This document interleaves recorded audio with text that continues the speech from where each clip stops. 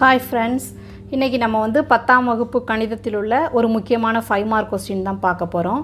இது வந்து 1வது பாடம் உறவுகளும் சார்புகளும் பாடத்தில் உள்ள எடுத்துக்காட்டு 1.18. சார்பு f = r/r ஆனது இதில் வந்து ஒரு 3 இதாக கொடுத்துருக்குறாங்க, 3 இன்டர்வலாக பிரித்து கொடுத்துருக்குறாங்க. சரிங்களா? அதாவது x வந்து -2 விட சின்னதாக இருந்தால் இந்த ஃபார்முலாவை யூஸ் பண்ணணும். x ஆனது -2க்கும் 3க்கும் நடுவில் உள்ள நம்பராக இருந்தால் இந்த ஃபார்முலாவை யூஸ் பண்ணணும். 3 விட பெருசாக இருந்தால் இந்த ஃபார்முலாவை யூஸ் பண்ணணும் அப்படின்னு 3ஆக பிரித்து கொடுத்துருக்குறாங்க. ப்ளஸ் ஒரு 4 கொஸ்டின் கேட்டிருக்காங்க. f(4) என்ன, f(-2) என்ன, அப்புறம் f(4 + 2f(1) என்ன, அப்புறம் 4th one என்ன அப்படின்னு கேட்டிருக்கிறாங்க. சரிங்களா?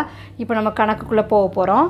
என்ன பண்ணுறோம் அப்படின்னு சொன்னால் பாருங்கள், முதல்ல என்ன கேட்டிருக்கிறாங்களோ இதில் கணக்கில் என்னெல்லாம் தேவைப்படுதோ ஃபஸ்ட்டு இந்த இன்டர்வலை நம்ம